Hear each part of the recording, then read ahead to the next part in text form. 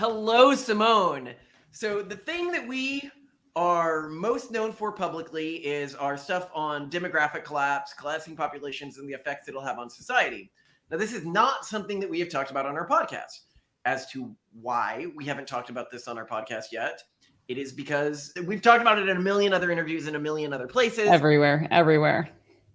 Yeah, and I figured people coming to our podcast, they don't want to see it. They've already heard this talk before. But now I am realizing from some of the comments that some of the people don't know it and haven't seen it.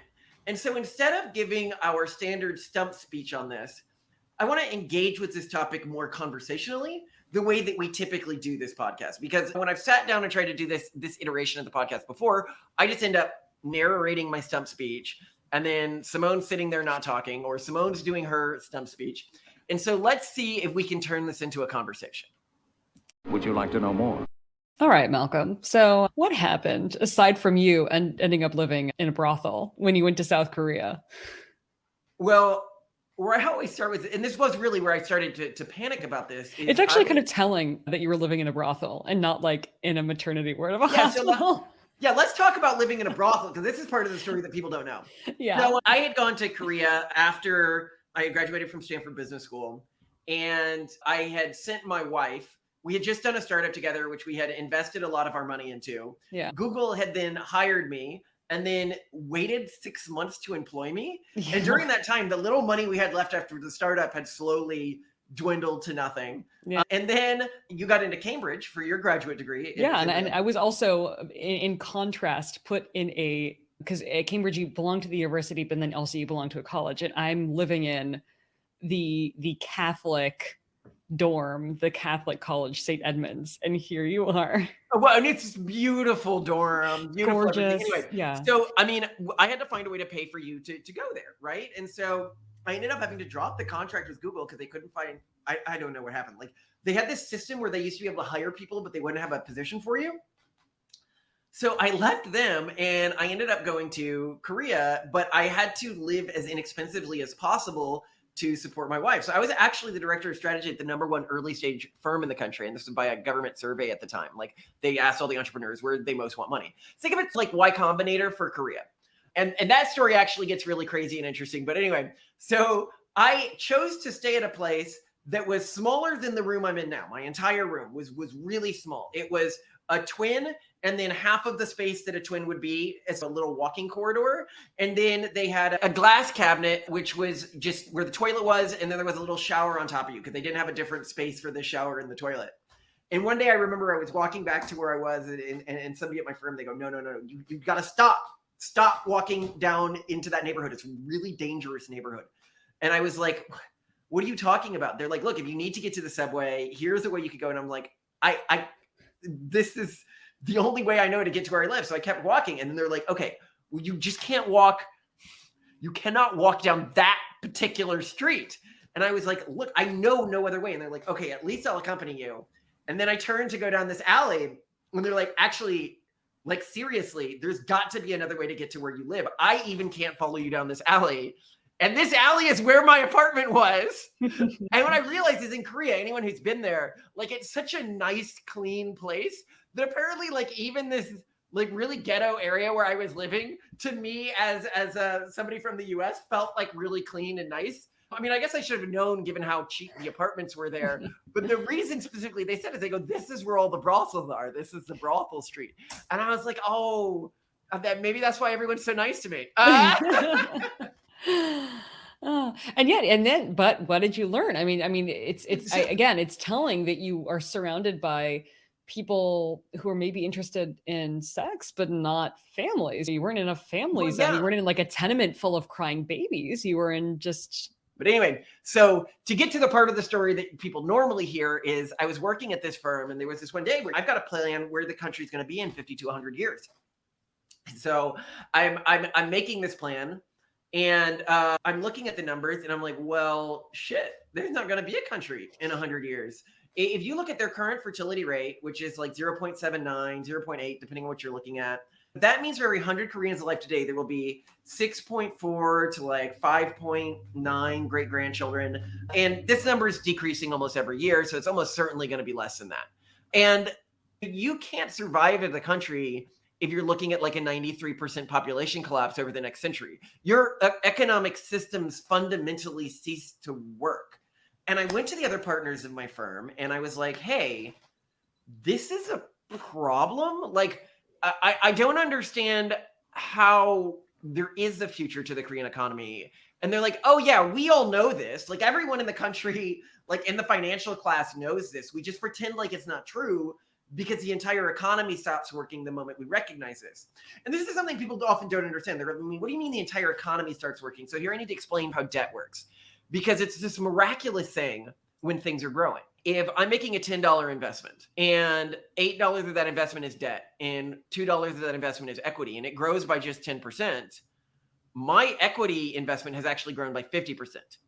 If it shrinks by just 10%, my equity investment has decreased by 50%. We have leveraged our land, our businesses, our houses, our families, our students, our cities, our states, our nation states. Literally, it's not like we've taken out leverage on one thing in the economy. We have taken out leverage on literally every layer of the economy, which was beautiful in terms of the prosperity it provided while everything was growing. But the problem is everything was only growing in the developed world because the number of workers and consumers was growing exponentially, but the productivity per worker was growing linearly. When I came back to the US, it was like traveling back in time 20, 30 years, because we in the US at our current rate of fertility collapse are about where Korea was in the mid 90s. When I'm talking about the rate of fertility collapse in Korea, I can use fixed numbers, the current fertility rate, to talk about how scary things get. But if I'm going to talk about it in the US, because we're still early in the collapse process, I need to project forwards what the fertility rate is going to be. So if the US fertility rate continues to decline at the same rate it has over the past 10 years going forwards, and we have one generation every 30 years, that means for every 100 Americans alive today, there will be 4.3 great-grandchildren. So we are looking at an absolutely catastrophic collapse in the US if we can't get things under control. So I think we need to ask ourselves, who has this under control? Which groups are persistently resistant to this? And it's the groups that deviate most from the mainstream society, but also the groups with the most hope for the future. So if you look around the world, yes, generally the wealthier a country is, the lower its fertility rate is going to be, but you will see some noticeable differentiations from that. For example, you have the US and Israel, which have unusually high fertility rates. And then you have countries like the Bloc countries in China, which have unusually low rates for their economic situation. What appears to be the case here is the less hope a country has, and the more people feel like they are only having kids to service an economic elite, the fewer kids they're going to have. Where you can really see this play out is the one real counter to this rule of no country ever gets its demographics back up again happened in Georgia, which began to happen in 2013 after they kicked out the last of the communist former rulers and moved to total self-management. And then you get this rapid reversal in fertility rates because people began to feel like they had hope again, and that they weren't just having kids to be like a grist for some machine that didn't care about them. But I want to hear how you began to engage with some of these ideas, Simone. What really blew my mind was when you thought to ask Spencer Greenberg to borrow some survey data that he had to find what traits correlated with families that were having a lot of kids. Because the big question we had was, all right, well, if a lot of cultures are just going to be extinguishing themselves, like in South Korea, like which cultures on the flip side of that are going to be inheriting the future? Yes, because we don't believe that just a collapsing world economy is a reason to bring kids into the world. We also believe it's expected that there will be a collapsing world economy. Yeah. It's going to happen. So the bigger question is, okay, so that's going to happen. I mean, ideally, nations will plan for a little bit better. We're trying to make that a possibility. By advocating. That's a big purpose of our foundation. Yes. Is a lot of people see us as like, we're more like a climate change organization that's like, climate change is going to happen no matter what we do. We should start planning around it at this point. Yeah. But then on the flip side, it's also really important to just look beyond that, to look to the distant future of what will the future of humanity look like in the face of this. If there is an intervention, if there isn't an intervention, if there isn't an intervention, what we can expect is a cultural mass extinction. And then the question is, okay, well, if there's a cultural mass extinction, will it lead to like a smaller but maybe super diverse ecosystem that then grows from there, which is kind of what we'd be cool with? Or is it going to end up with a monoculture?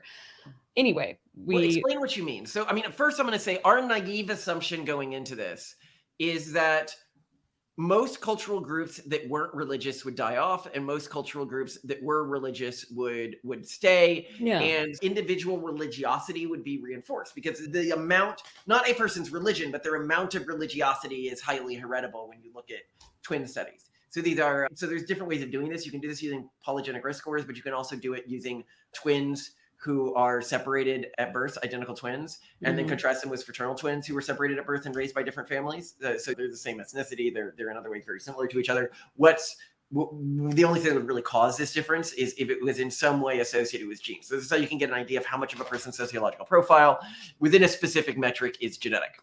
Anyway. Yeah. So I was like, okay, so what this is probably going to do is select for religiosity, both culturally and likely genetically. And that's not what we found. And so up until that point, we hadn't really been freaked out, because like, I like religiosity. I'm fairly pro religiosity. I think our family, while we are like technically secular, we are like religious extremists, and we live kind of like religious extremists, and we practice our life kind of like religious extremists. And almost all of our friends are religious extremists. So, yeah, and we should be clear, religiosity doesn't mean necessarily that someone believes in God or adheres to a specific religion. Religiosity is fervency of faith in something. So some of the most religious people are actually atheists. You'll know, because they'll tell you. This is why I should have known this wasn't true. If you hung out with skeptic communities or in online spheres, what you'll know is that many of the people in these communities used to be some of the biggest firebrands before deconverting. And when I think about my daily life, when I think about like the sociological profile of religiosity, I haven't been preached to by a Christian in like 10 years. Yeah. I get accosted on the streets by progressive extremists with their preaching every other week. So it's clear that this mind virus in our society is uniquely good at peeling out people from these cultures with a high level of sociological religiosity. But I'd love you to go into the data and what we found, Simone. So what we did find correlated highly with high birth rates is outgroup hatred or dislike. So this is people responding to questions asking if they'd be cool if like one of their kids dated someone of a different race or cultural group.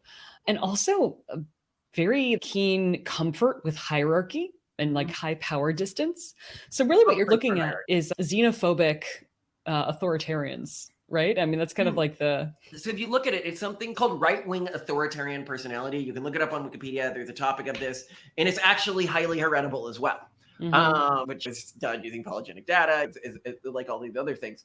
So it is something that can be condensed within a population if it is really genetically successful, which it is showing itself to be right now. Yeah, well, and it makes sense. Like, I mean, in the end, we were like, oh, duh. Like, of course, it's not religiosity, because religiosity isn't going to maintain cultural fidelity. What will maintain cultural fidelity is not allowing your people to consider outside ideas. Like, that is a kind of a big thing. More authoritarian cultures are going to keep people in, have strict rules. Yeah. A degradation or erosion of rules and discipline is one of the things that causes a hard culture to become a soft culture. And soft cultures are those that are most likely to see their fertility rates degrade over time, because there's basically less motivation to do anything difficult. And so the right-wing authoritarian personality is not actually a right-wing thing. It's seen equally in both extremists on the right and extremists on the left. This is what, if you're a left-wing person, makes you Antifa, for example. Just an extreme hatred about groups, unwillingness to listen to anyone else, and a preference for internal hierarchical structures, and the dehumanization of people who aren't like everything that I think anyone really who is honest about what Antifa really stands for. I mean, it's a fascist organization that just labels itself anti-fascist. It's like the Patriot Act, naming itself as patriotic when it is anything but patriotic. But anyway, so you have these Antifa goon type personality clusters, which is going to increase. So why is it called the right-wing authoritarian population cluster? It's called that because it was named by professors at universities who saw all these traits as negative and like were unable to see them in their own ideological faction. But since then, other professors have looked at this and found that it actually is present in leftist extremists as well. So essentially what you're getting is this personality cluster that creates dangerous ideological extremists. is what's being culturally and genetically selected for in our society right now, not religiosity. And again, this makes sense, right? What's really cool is you can see this phenomenon happening in real time.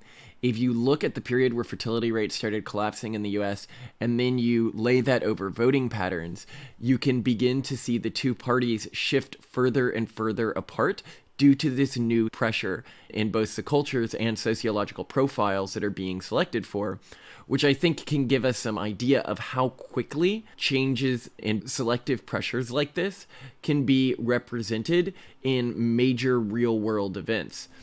And this is not an older phenomenon either. It's continuing to happen, as can be seen in this other graph here. Is it likely that selective pressures like this is solely to explain this phenomenon? No, very unlikely. There's likely a number of other pressures that are causing this cultural drift we're seeing here. However, it is very interesting that the phenomenon would predict that we would see this in the data, and it's also something we see in the data at exactly the time we would predict it. Right. So it makes a lot of sense that these cultures would be like this, because cultures that are more porous, more capable of losing people, are going to lose them and degrade into other cultures, or lose their culture, or lose their populations. Those cultures that kind of have these high walls around them, these barriers, are going to be, well, also personality-wise. So if you are somebody who has this religiosity thing, this seems to correlate most with like how much you study your culture, how much you study your religion, which isn't actually that protective of staying within a culture. Whereas not listening to outsiders and not engaging with outside ideas, that's going to be very protective of staying within a birth culture. So like I can actually think so. A lot of the most religious people I know have actually switched across many religions over time. Like they've gone from joining the Rajneesh and wearing orange and having really wild names to going to conservative Christian. And so that shows that the religiosity always has been high, but they did move from one culture to another. Whereas people who are much more closed-minded or unwilling to look at outside ideas wouldn't do that kind of switching, right? But so religiosity, high religiosity people who stay within these harder cultures. So what are these hard cultures that you're talking about, and why are they useful to fertility rates? Humanity can be thought of as our sociological tendencies, the aspects of our personality that are predilected one way due to our biology and our genes. This can be thought of as sort of like our firmware or our hardware. Then sitting on top of that are memetic clusters. Today, when we talk about memes, we often talk about memes as infecting an individual and then using that individual to replicate themselves through converting other individuals. But historically, memetic clusters function very differently than that. So what we today call religions and cultures, which in the book, The Pragmatist Guide to Crafting Religion, we call cultivars, can be thought of as these sort of memetic clusters that sat on top of our firmware, but was also subject to the same pressures that determined individual fitness. Because mass conversions during early human history were actually fairly rare and occurred only during very specific periods of time. And even when they did occur, often the culture would shift dramatically. Anyway, to get to the main point here, the level to which a person's culture carried with their family over time was really, really high in a historic context. And what that means is that the evolutionary processes could apply to cultures. And cultural practices which increased individual biological fitness could outcompete cultural practices which did not increase individual biological fitness. This is how you find things like Judaism and Islam figuring out hand washing literally hundreds of years before the secular world figured out hand washing, because there were selective pressures on the groups that practice hand washing rituals that you didn't see in the groups that didn't. And this also has a play in many psychological tendencies that individuals have, right?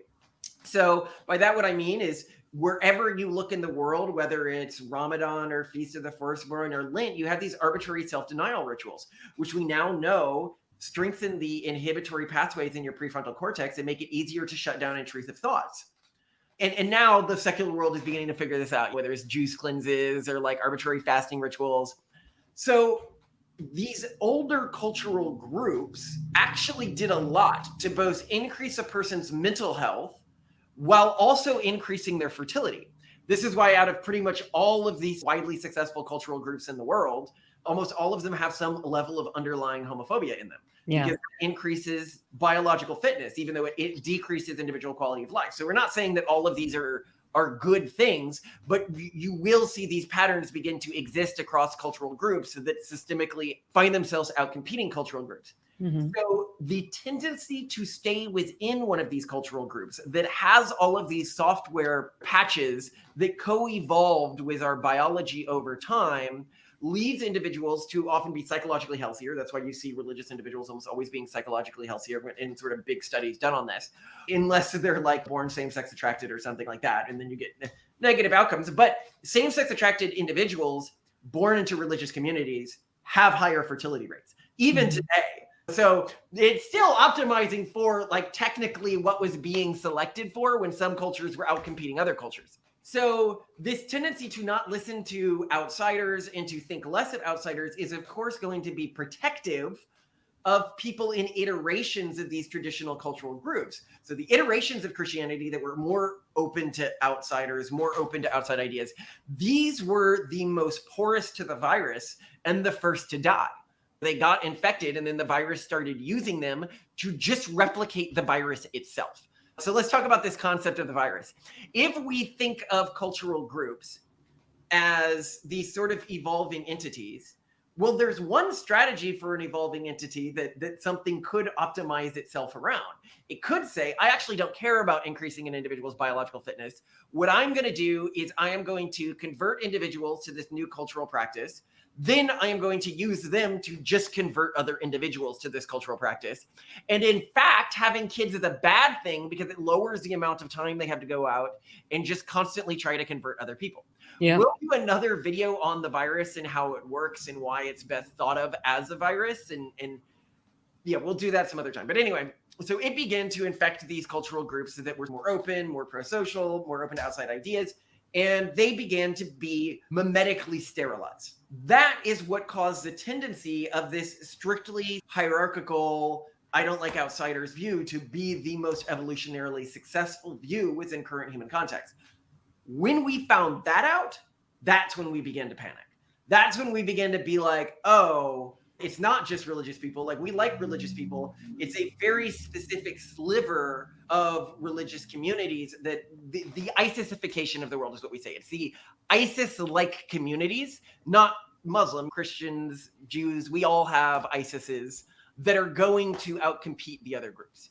And that's where I began to really get worried about the future and began to say, well, is it even possible to create an alliance of deviant cultures? So this is cultures that are resistant to the virus, but that are also pluralistic and open to creating an intercultural alliance to protect themselves, both from the virus, but then eventually from these other cultural groups that once the virus is self-exterminated, because it is a self-exterminating thing, it's culturally castrating people, can exist into the future. So yeah, so the big question is, will the future be a coercionist caliphate of some sort, or will a future be a pluralistic, diverse ecosystem? And we are hoping for and fighting for the latter. But we think that without intervention, the former will form. Some of our progressive watchers, they may be listening to this, are like, yeah, but what about a future that's like progressive and humanist? And it's like, you guys have lost. You are so dead as a cultural group. You're like somebody who's experienced the lethal dose of radiation and doesn't know that all their DNA has been scrambled already. Your fertility rates are so catastrophically low. Your entire social structure. This is why the economic thing matters. Because what it means, and this is what I really realized in Korea, is this dominant cultural group that exists around the world today. In New York, Seoul, like these cultures differentiate a bit, or London or Paris. It's the rural cultures that really differentiate. It's these weird, or the weird religious cultures. So like in New York, like who's really different in New York? It's the Hasidic Jews, right? Like they're from different cultural groups. But this dominant cultural group in Korea, I was able to see how it reacted to demographic collapse. Like, does it have a state at which it realizes how bad the situation has gotten? And what I learned is it doesn't. It does not have the capacity to react to this. In fact, it just begins to double down on all of its positions more and more and more. Like in Korea, what is it with women? The Four No's movement. So you can see how Korea, so let's talk about how screwed Korea is already. So not only are they in this horrible demographic situation right now, but in addition to being in a horrible demographic situation, they're already at a point where 60% of their population is above the age of 40. There's basically no way they could solve this. They would need like a massive cultural push. They have spent $20 billion in like the past how many years? And it's done almost nothing. And meanwhile, their society, if you look at the people who are most infected with this sort of progressive mind virus that exists around the world, well, now you've got the four no's movement, right? Which is women being like, no men, no sex, no engagement. Like, that's going to make the problem for that cultural group even worse. And so what that showed me is that there is no like adaptive ability within this progressive group. They're just going to go extinct. So when we think about the future, what we think about is that the cultural groups that are conservative, that are fighting this mind virus, but want a genuinely pluralistic future. And then the cultural groups that are just like progressives in disguise and are just waiting for their turn to exercise their culture over other people and to try their own shot. I mean, now that the progressives are done trying to erase everyone's individual culture, they get a shot in the sun at doing it themselves. And they still make good allies for now, but they're clearly not long-term values aligned with us. However, we also want to be clear that we don't see them, we don't think any cultural group other than our own, because obviously it's our own cultural group, so obviously we're going to see this better, but it's like a weird cultural group that's just our family, so it's not like anyone else. But we don't see any cultural group as being intrinsically better than any other cultural group. Yeah, right? Like once someone in an interview asked me like, well, do you think there are any groups that shouldn't be breeding? And I'm like, no, like I want everyone to be represented in the future. I want more than everyone to be represented. I want new groups to form. But this is really important. We do not have, if a group doesn't believe in gender equality, we don't see that as a negative thing, and we don't see that group as needing to be stamped out. Yeah, you do you. However, then people will be like, well, what are you talking about? Like this idea of like xenophobic, like hierarchical groups. So why are you worried about them? Right? We're worried about them, not because we see them as worse than other groups, but we do have a vested interest in our own cultural group surviving for a long time. And these groups will try to erase us. Yeah. It is naive to think that I could live in like ISIS controlled territory and maintain broadly the lifestyle I maintain today. I and my kids would be killed. I can even see this within the fact that our family uses things like IVF and genetic selection. Like we do a lot of weird stuff that there are cultural groups in the US where if they had dominant power right now, they would try to erase us as a cultural group. And that's why we are interested in this alliance, because we understand that we need to create an alliance with the other cultural groups that either don't exist parasitically, like they don't just exist to take people from healthy cultural groups that are able to motivate fertility in their populations, but that also that we will eventually need an alliance to protect all of these cultural groups from the next threat after the progressives have self-extinguished themselves. Yeah. Which is this sort of next rise of the Nazis, basically. It's going to be bad, and it's where the future is inevitably going because it's such a successful strategy in the world today. But that's our tomorrow problem. But anyway, now back to demographic gaps more broadly. So the problem that we have as a world is we are going to see population begin to collapse within the developed world. Now, people often say, oh, well, can't you use immigrants to fix this? Right? And it's like, well, you do know that as of 2019 by the UN, that famously inflates these numbers, that even by the UN's own statistic, as of 2019, all of Latin America, so Central America, South America, and the Caribbean collectively fell below our population rate. We're like a farmer who is taking water from his neighbor's pond to irrigate his crops because he has unsustainable water management practices himself. And you point out that this neighbor's pond is also evaporating.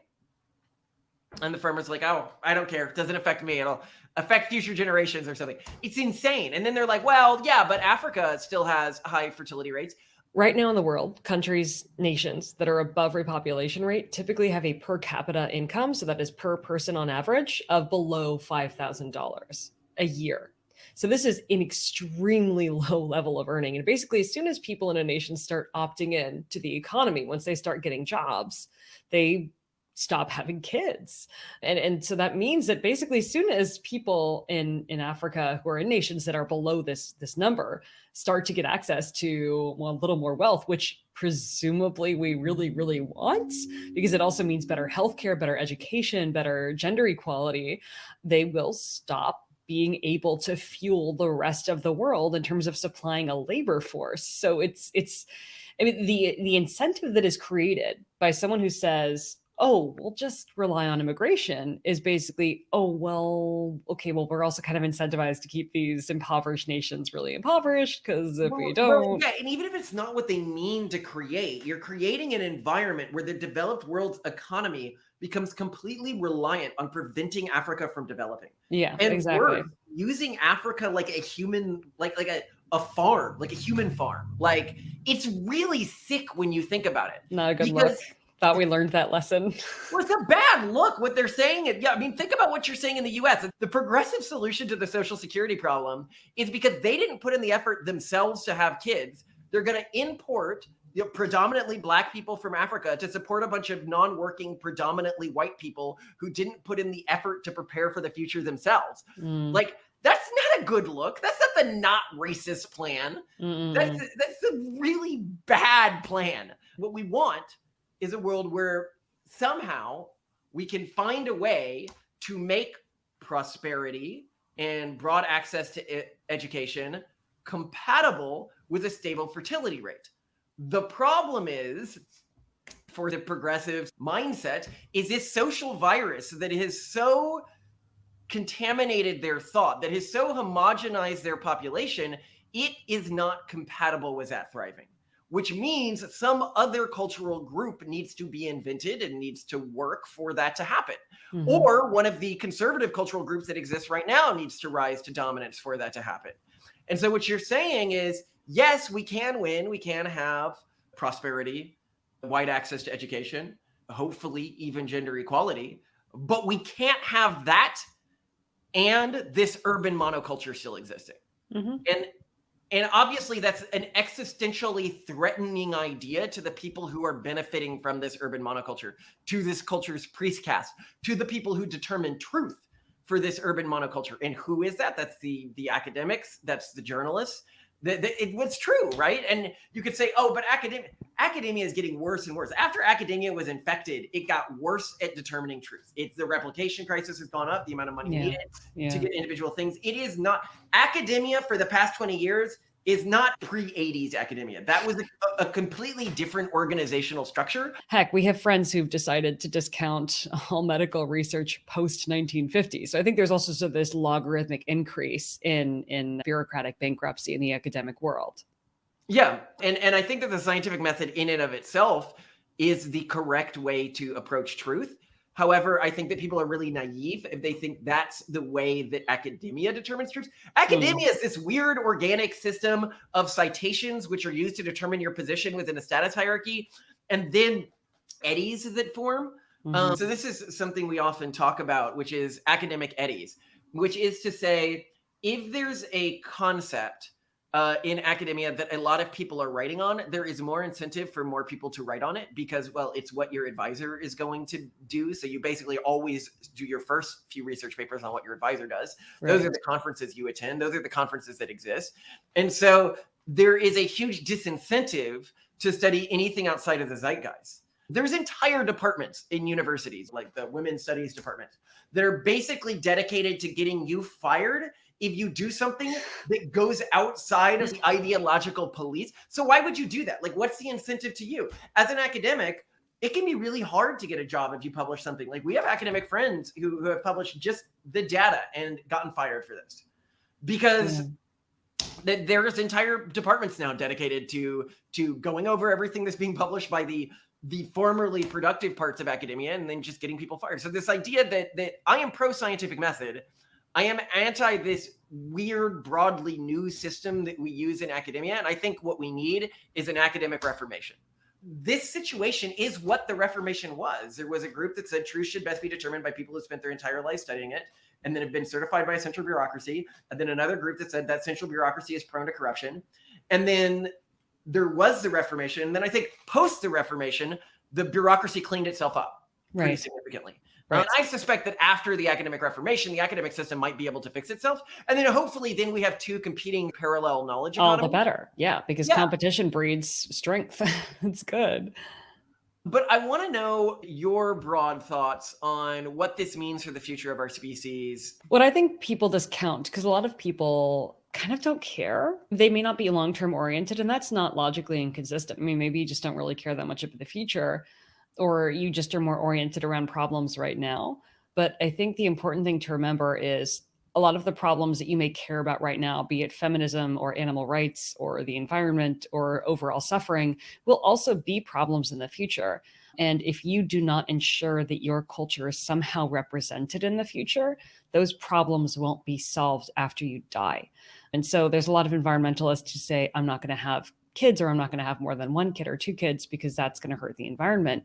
But if they end up not just having few kids, but also raising kids to believe that the world is falling apart, to give them a sense of hopelessness that almost ensures that they won't have kids, or at least have very few kids, you're basically doing what you, Malcolm, have been describing this whole time, which is you're creating a sterilizing culture, a culture that will self-extinguish.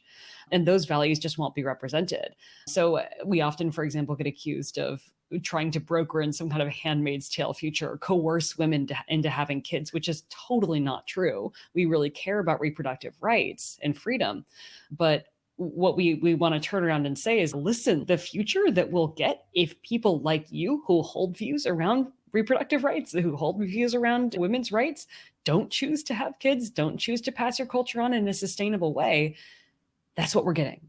Which is, it's very frustrating, because the very people who care about these things are, to a great extent, the very people who truly are going to be responsible for this future. It's on them. And of course, like, we feel it's on us because we also want to, What they we want to would protect say, these things. Simone, is, well, I can keep taking kids from conservative groups. I can keep poaching kids. My culture can survive entirely parasitically off of nearby healthy cultures. What is your response to that? What that's going to do is ultimately breed cultures that are more resistant to outside incursions, to people taking away or picking off their young, essentially. So imagine that there's a herd of rhinos, and poachers come out, and if they can sneak up to a rhino and grab it and take it away and sell it or whatever, eventually all of the friendly, docile rhinos are going to be removed from the gene pool, and you're going to end up with super aggressive, super paranoid rhinos that charge at everything that moves. Well, I mean, And the difference you see with, that's like, what deer we're population creating. in Yeah. Japan, like, where you have these deer that will, like, just come up and eat out of people's hands. That's because Yeah. in Japan they didn't kill the deer that went up and ate out of people's hands, whereas Yeah. in Europe they did. So our deer are afraid. You can do this to a human population, and you can actually see this in Yeah. Amish populations. There's been some interesting studies where they show that the longer an Amish family has been within their culture, Uh-huh. and you see this intergenerationally, fewer and fewer of their kids leave the culture. So there you go. But that's our tomorrow problem. We have a That's the today tomorrow problem. problem. But no, we live in the last prosperous age for a while, and humanity goes through cycles. Like, people are like, why can you so confidently predict a downfall scenario? It's like, you know that this happened before. Like, you look at Athens. We entered this period where LGBT began to become accepted more. Women would get more equality. You look at the height of the Roman Empire. Hedonism would begin to become more common. And then you'd have this collapse. Yeah. We keep seeing this in history. You see the end of the Renaissance. We are heading towards another collapse, and we're seeing all the signs of it.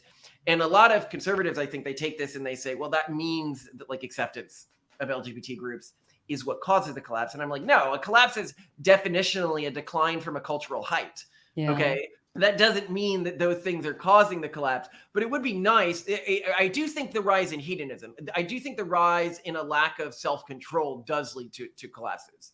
Well, I mean, isn't it just the suggestion that, like, when people are given an excuse to go soft, and they're given the technology and the amenities by a city or a civilization to go soft, then they go soft. And then when you no longer have humans essentially holding up that civilization, then that civilization crumbles. Yeah. No, I mean, I think you're right. And so what we're trying to do is we know that, like, we are in one of the last prosperous eras, which means we need to accumulate resources for our kids, but also use things like the technology we have that can access large populations to begin to build this cultural alliance network that can ensure, because my kids, they're like, suppose the future of free internet doesn't really exist anymore because either the virus has taken it over or some fascist group has taken it over. Well, then they'd say, why, when you still had the free internet, did you not use it to broadcast this signal? Did you not use it to begin to collect people together? What we're trying to do is create parallel networks, Exactly. parallel communication channels that can begin to function after things do begin this process of decline, so that the next time we have a civilization, so that the next time we have one of these periods of renaissance, it can be perpetual. Yeah. At least the iteration that our culture creates. And one of the things that we're very fortunate about, and this is always one of our biggest quotes, is thank God the forces that are arrayed against us are not as competent as they are malevolent. Because the progressives are self-extinguishing. Like, we basically need to do nothing other than protect our kids from them. The fascist groups are dangerous. Like, they do want to see people like us extinguished eventually. They do want to take our kids, often just as much as the progressives do.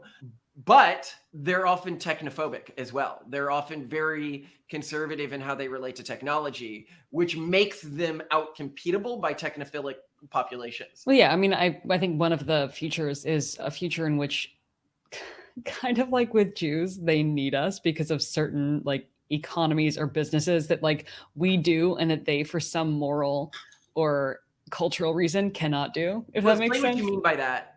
Well, so like many Jewish groups became powerful because they, for example, were capable morally, religiously of being bankers in civilizations where the mainstream culture could morally not earn interest on lent money, for example. And obviously cities benefit when they grow, at least from debt and leverage. So we hope to find a way with these little niche cultures that will not be part of the dominating culture of that inherits the future, that will have some kind of technology that is maybe morally repugnant to the future dominating civilization, but still necessary to it. So they need to keep us around for something. They may hate us, they may pogrom us, but they will keep us around. Well, I think what you're missing here, and it's really important to clarify this, is every cultural branch, like if you're looking at a cultural evolutionary tree, has one of these fascist factions within it. We call it the ISIS because ISIS is like an evoked, like it has a lot of emotions evoked so that people can imagine what we mean by that. It's an easy shorthand for a religious state that scares people. Right. But what I'm saying is, well, specific type of religious state that scares people, which is the type of religious state that is outcompeting others right now, right? Yeah. So the point that I'm making is it's unlikely that any one of these is going to dominate the future. It's likely you're going to have a number of them fighting amongst each other. And that was also true historically. If one of them ever conquered the entire world, they don't have to worry about the inefficiencies of not allowing bankers, right? Yeah. Because they control the world at that point. The reason why, for example, all of the European powers still needed the banking class was because they were competing against other cultural groups at the time. And so it mattered much more to them that their group won than the cultural purity of their group. And this is why you had this thing where you'd have a pogrom, they'd kick out the Jews, and then they'd bring back the Jews when they needed money or something like that. But so like we'd love our cultural specialty to be, for example, genetic technology, reprotech, artificial wombs, stuff like that. Because as society becomes more and more infertile, all cultural groups will need that more and more. And it'll secretly slink over to us when they have their Henry VIII moment. But yeah, I mean, what other thoughts would you have on this right here that you'd want to make sure people understand about our organization? Basically that one day you stumbled into a brothel and that led you to understand that the future of the human race, that the future of anything you value depends on your ability to love.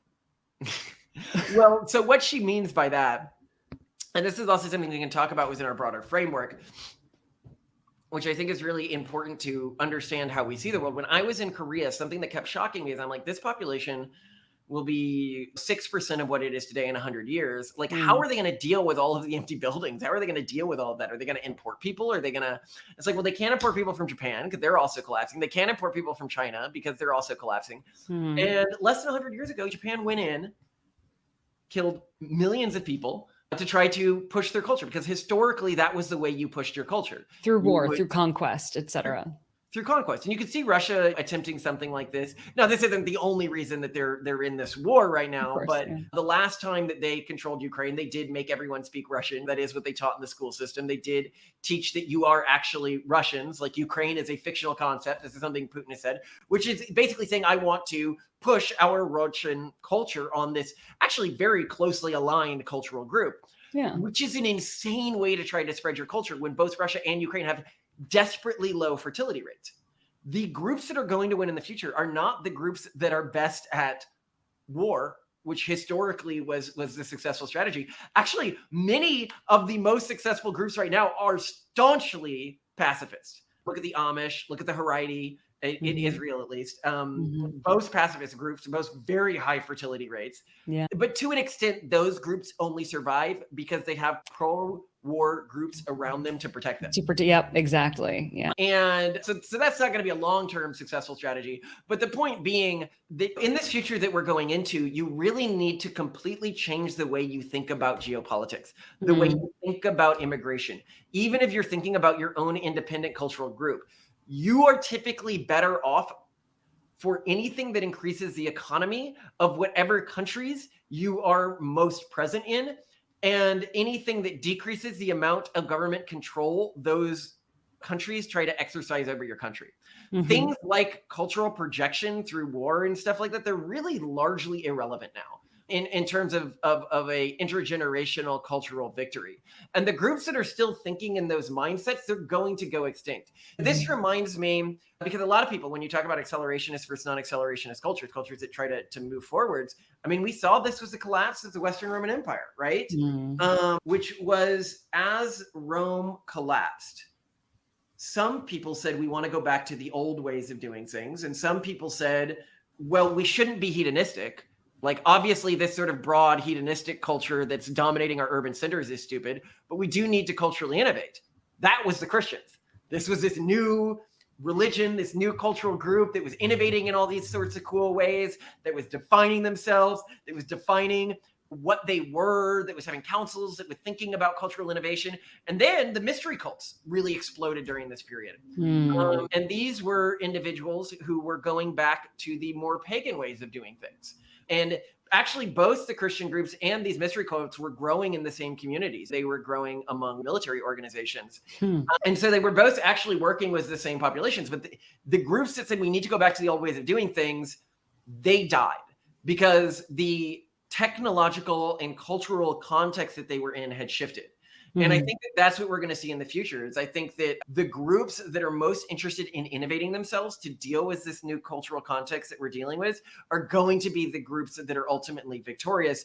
And what we hope is that there's as much pluralism within those communities as possible, and some sort of pluralistic alliance can form within those communities. Yeah. And I think it's possible. I think today we have technology, resources, the ability to spark something that didn't exist in the past. So odds are looking good. There's lots of hope. Yeah. And I can say that the one thing that our organization, we were like, oh, the Pronatalist, you must be about getting fertility rates up. We're like, that is so done. It's not going to happen. No one's getting broad fertility rates up. And the problem isn't solved by doing that. I solve nothing by convincing somebody from an iteration of like progressive culture that doesn't want to have kids to have kids. Like I have solved nothing. Where I have solved something is if there's some weird iteration of progressive culture that for whatever reason is resistant to most of the viral forces and does believe in having kids and does believe in self-denial rituals and does believe in sort of many things that would lead themselves to be natural cultural allies with us, yeah, they would make a useful ally.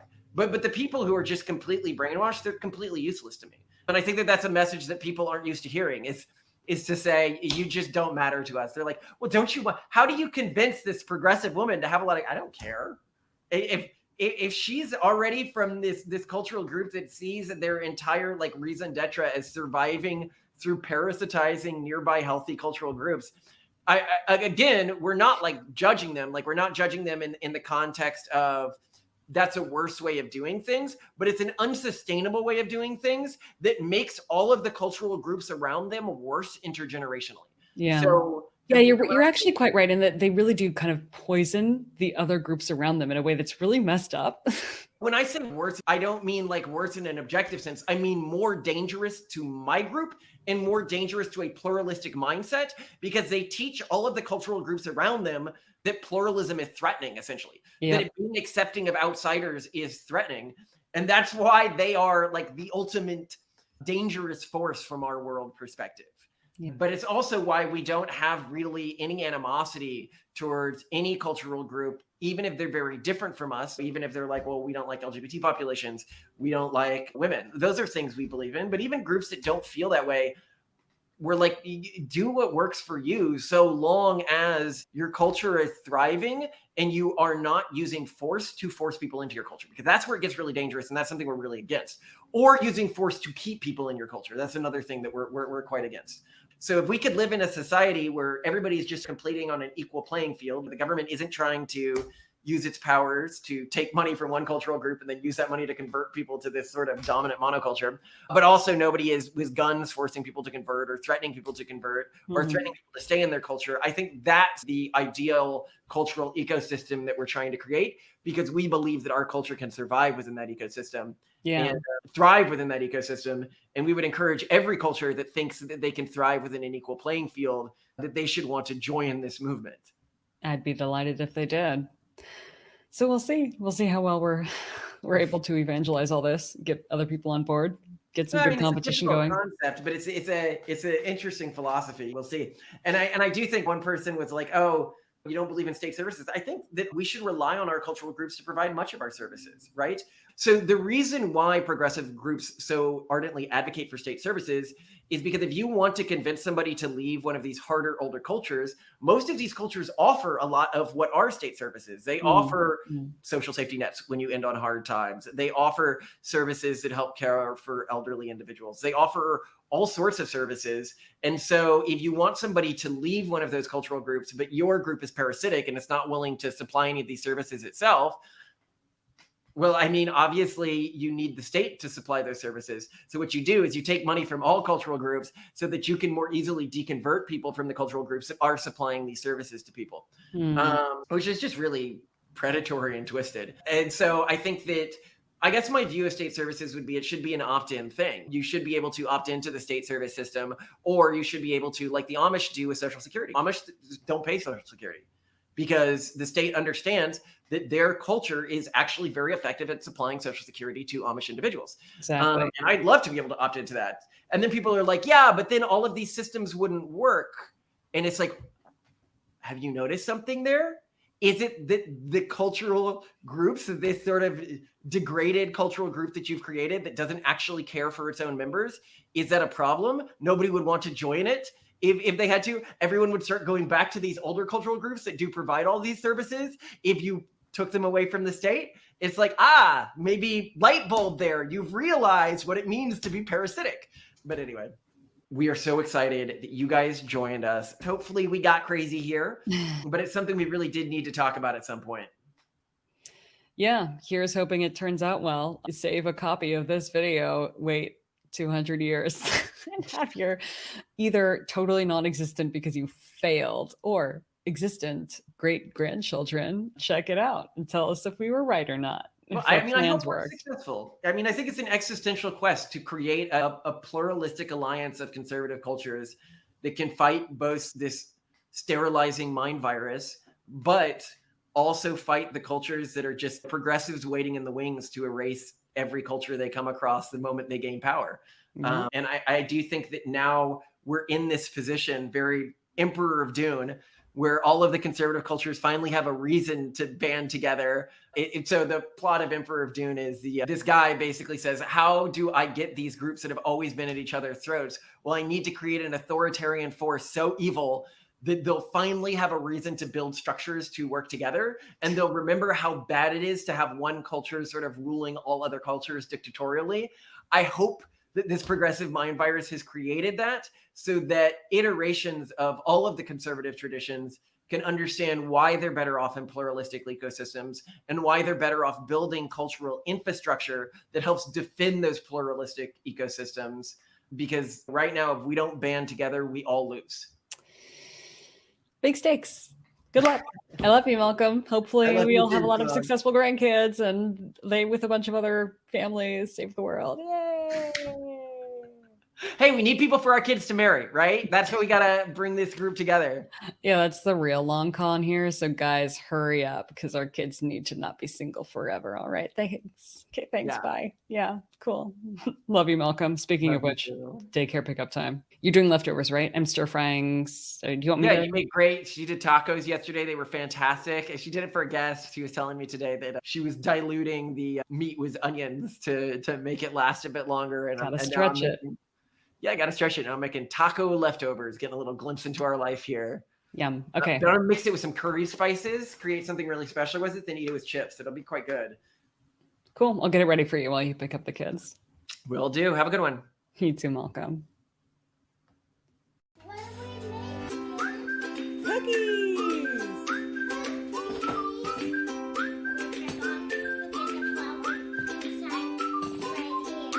All right, let's get it ready. Not yet, because we gotta put in salt and baking powder, right? Okay, so then you put that in the bowl. Baking powder. Yay! Twist it. Can you put in the baking soda? Good job. Okay, you want to put the salt in the bowl? Ready? 1, 2, 3. Dump it.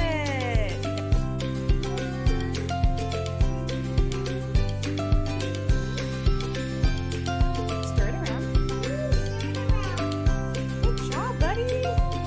Maybe sort of sitting it around.